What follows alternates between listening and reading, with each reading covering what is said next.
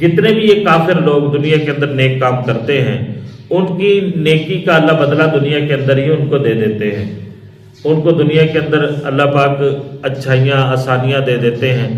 ایمان کے بغیر کسی عمل کا آخرت میں کوئی ریٹ نہیں لگے گا، کوئی بولی نہیں لگے گی.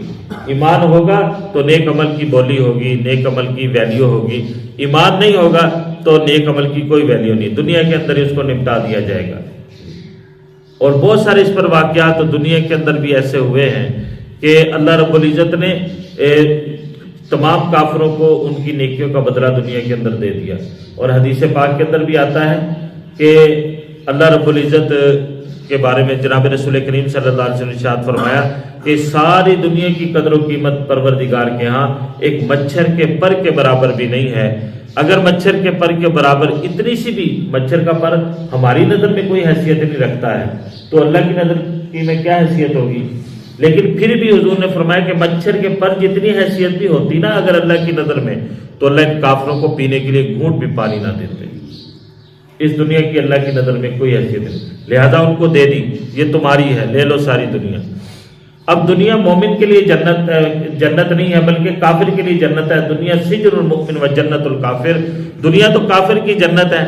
اب ہمارے اندر ہرس اتنی ہے، ہمارے اندر یعنی کہ بھوک اتنی ہے کہ ہم کافروں کی جنت بھی لینا چاہتے ہیں اور اپنی جنت کے خواب بھی دیکھتے ہیں. اللہ فرماتے ہیں کہ نہیں، شریعت کہتی ہے کہ نہیں، ایک جنت ملے گی یا دنیا کے اندر لے لو یا آخرت میں لے لو. ہم کہتے ہیں نہیں، دنیا کو بھی جنت بنانا ہے، آخرت کو بھی جنت بنانا ہے. اس یعنی کہ اللہ کہتا ہے کہ آخرت میں جنت لے لو اور دنیا کے اندر گزارا کر کے آ جاؤ. حضور نبی کریم صلی اللہ علیہ وسلم سے بڑا نیک اور متقی کوئی ہو سکتا ہے؟ حضور صلی اللہ علیہ وسلم نے بھی دنیا کے اندر گزارا کیا ہے. اور حدیث پاک کے اندر ہم نے پڑھا کہ پورا دن حضرت ابن عمر رضی اللہ عنہ فرماتے ہیں حضور پیٹ کے بل دوہرے ہوئے رہتے تھے بھوک کی وجہ سے.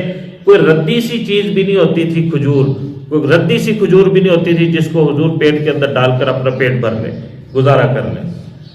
یہ دو جہانوں کے سردار ہیں، پوری کائنات کے اللہ کے بعد پوری کائنات میں سب سے زیادہ بڑے اور افضل اور اشرف، تو یہ ان کا حال ہے.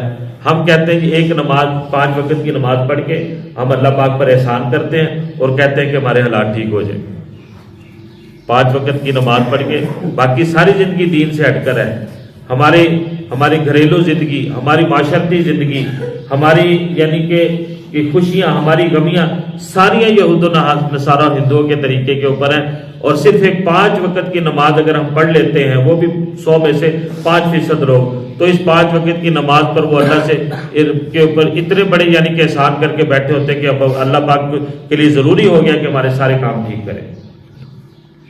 وہ بادشاہ ہے، وہ عبادت پر ذرہ برابر بھی نیکی نہ دے، ان کی مرضی ہے، وہ حق بجانب ہے.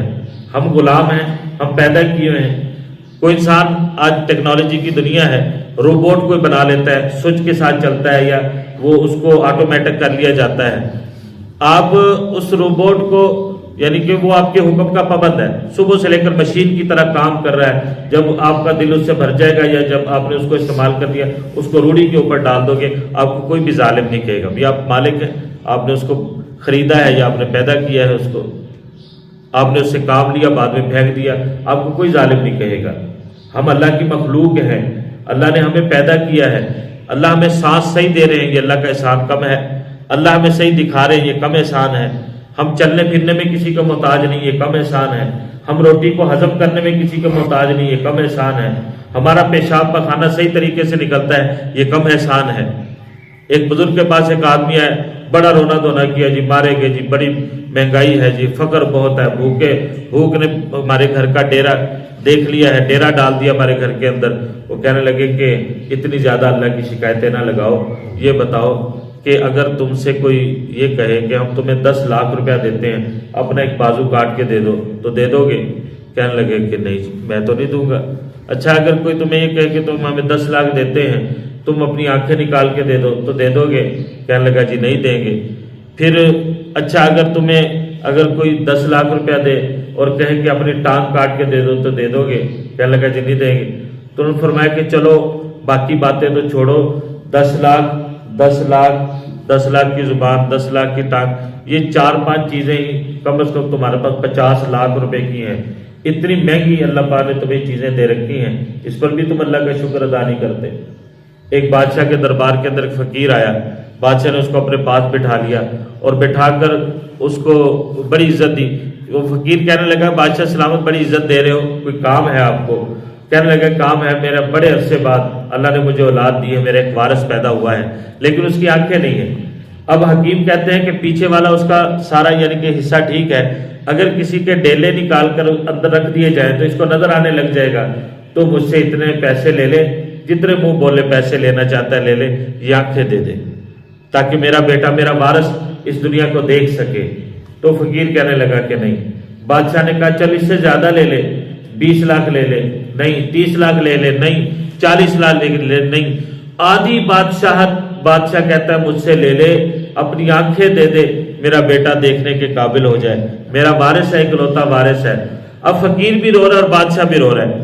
फकीर इस बात पे रो रहा है कि मुझे इतनी बड़ी अल्लाह पाक ने दौलत दे रखी है कि आधी बादशाह उसकी की बादशाह देने को तैयार है इस एक आंख के बदले में, और मैंने आज तक इस आंख का अल्लाह की कोई शुक्र अदा नहीं किया अल्लाह की बारगाह। और बादशाह इस बात पे रो रहा है कि मेरे पास इतनी दौलत होने के बावजूद एक आंख में अपने बेटे को खरीद के नहीं दे सकता, तो मेरी ऐसी दौलत का क्या फायदा। तो मेरे दोस्तों, अल्लाह ने हमें जो नेमतें दी हैं, हमें उनकी कदर नहीं है, हमें एहसास ही नहीं होता कि कितनी बड़ी नेमत है। जब छिन जाती है तो पता चलता है कि नेमत कितनी बड़ी थी। तो इसलिए हर आन हर घड़ी अल्लाह पाक का शुक्र अदा